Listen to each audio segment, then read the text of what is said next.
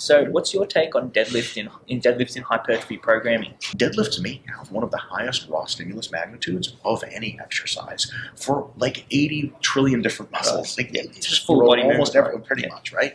So it grows a ton of stuff.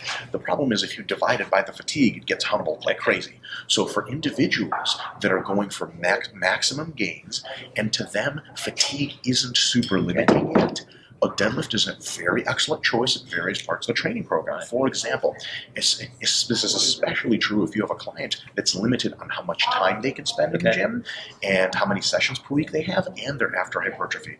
That means to them, recovery from the things you do in the gym is just not a realistic limiting factor. For example, as you get more advanced, your fatigue allotment starts to be what limits you. Right. It's really interesting. Almost a consensus among high-level bodybuilders is that how hard you can train is no longer a relevant limiting factor. It is, can you recover? Right. So if you get up to training a whole lot and you get really, really muscular, at some point you tend to notice that if you put deadlifts in your program, the amount of other volume it squeezes out, like you're like, okay, if I do deadlifts, there's no way I'm getting to douche rods. Yeah. Stiff-legged deadlifts are out, so on and so forth. Then all of a sudden you've squeezed out a sum total of stimulus that's higher than what the deadlift gives you.